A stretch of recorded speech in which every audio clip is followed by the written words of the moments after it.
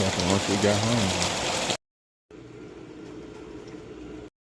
So it's a beautiful morning after the storm, so I wanted to show you the new blooms that we have and just give you a garden update on some of the fall seedlings that we planted. Hubby set some buckets out to collect rainwater, and look at how much was collected in these buckets. So we still have our beautiful Maurice rose going. This rose has just been putting on a show all spring, and it has drastically, like, it has gotten so big.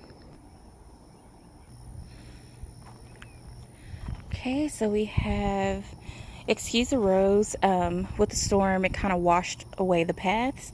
So we planted our new flush of cinnamon basil, which we'll use for our greenery. And walking along the path, look how beautiful these zinnias are. And they're super tall. So I'm 5'10", and they are up to my chest. So yeah, a few months ago we also extended the food garden here, so our veggie garden. So we have some okra, green beans, zucchini, squash, watermelon growing over there. So look at these beautiful zinnias. And then so we have a little bit of cinnamon basil back there. My grapevines have died. I haven't been able to take care of those. We need to rip out our sunflowers. They've been through a many of storms. See our marigolds there. Even if you don't use your marigolds for flowers, you can cut those flowers off and use that greenery. Super beautiful. The tropical garden just loves this humidity. The hummingbirds have been loving it as well. I have to figure out something, you guys, because every rain, the walk paths get washed away. The hibiscus has been going non-stop, so I love that. Our bananas are doing really good. So if you've watched our videos, you know that we are growing in clay soil. So yeah, you can see our new rows here of all the zinnias, and in our beds we have new seedlings in those as well. So yeah, all around here, going all the way around, we have our different successions of zinnias. So you guys, in the fall, mid-September, October, this looks amazing. Okay, so we have more seedlings here, more seedlings here. Okay, so in the fall, we typically just stick with different colored zinnias, amaranth, celoseas, and greenery. So we keep it simple during the fall because, like I say all the time, every video, it gets super hot here. But luckily, we've been experiencing highs in the 80s, so which is really weird, especially for July here in Texas. But I thank God so much for it. So even my perennials that I have seeded over the winter, I believe it was January or February. So now I'm getting scabieusis because I seeded these early. So in previous videos, I talked about cool flowers and planting them in the fall. So which is like your bachelor buttons.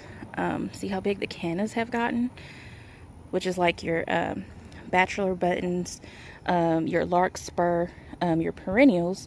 You want to go ahead and plant those in the fall, and your perennials that are already established, you want to go ahead and fertilize those in the fall. So come early spring, you will have some beautiful perennials.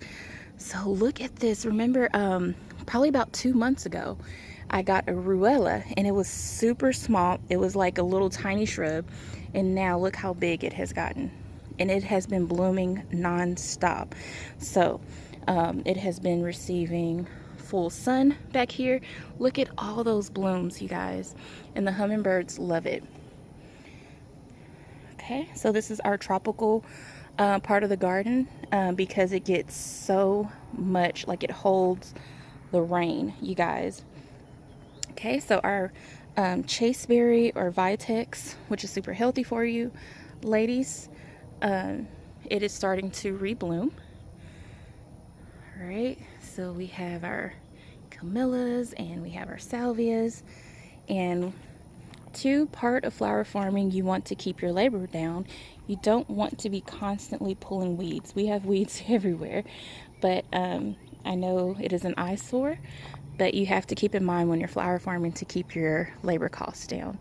So yeah, I just wanted to show you after this beautiful rain, the tropical area looks amazing. And I wanted to give you an update on that ruella that I got at the beginning of the season and just how beautiful it is. Another greenery and filler that I get asked about is this beautiful sea misty gray back here. That is a wormwood, and it is just, it blooms, I mean, all year round. In the winter, it's an excellent greenery, and it's there all year round. I am trying to get around this bee, and I don't want to upset it because I want to show you guys what else is blooming. All right, so in this bed is my favorite cut flower to grow, and it is the euphorbia. So you see the different successions that we have here. So if you're growing in these square beds that we have here, what I like to do is I like to plant a few rows, and then a few weeks later you plant, you know, some more rows. So that'll help you have your different successions when you're growing in like these square beds here. All right, so another greenery that we started this winter is this beautiful mahogany splendor that we started from seed. And look how beautiful that is. So this is going to provide a nice fall greenery as well. Does really good in the heat. Okay. We have some anise hyssop, and our rudbeckias are just not doing so hot back here. So hopefully with cooler temperatures, refertilizing and trimming them, they'll be better. We have our camellia, who's kind of struggling. The UV has just been super high. So yeah, it's kind of a mess back here, but the plan is to de-weed and then start adding a lot more perennials in this row. So here's another succession of our zinnias. Our zinnias are going to wrap all the way around and then lead around that path. So we've been trimming our rudbeckias, and hopefully they'll be really nice for this fall. Okay, so we have seedlings of cosmos. These are all cosmos. Yeah, so really, you guys, this is going to be in a few months. This is just going to be amazing because every bed has seedlings in them. And so in about September, so you can see all the seedlings we have here. Because like I said, July, August is just too hot, and you have to learn your market, you guys. So when you're selling cut flowers, August is just not, I mean, maybe where you live, August could be profitable for you, but here in Texas, you know, everybody's trying to get their last minute summer vacations going, and then they're trying to get their kids ready for school. So when comparing the numbers, although last year we still, you know, made in a couple thousands, it just wasn't, to us, it just wasn't worth, you know, still setting up, still trying to water and harvest in the heat and all of that. So for you, you know, it may be different, but for us, July, August is just too hot to be trying to sell at the market. So yeah, it's just a seedling update, perennial update, but yeah, there's seedlings in every single bed. So this is going to look like a completely different garden in the next few months. Since the weather has just been so unpredictable, I mean, we're not complaining. I'm super thankful that our highs have been in the 80s. I'm just hoping we don't get any early cool snaps, just so our zinnias can have a chance, you know, to get established. The goal is just to add more perennials in the garden. So that is the goal for July and August, just to finish getting everything planted up for fall. Yeah, so I hope you guys enjoyed this update.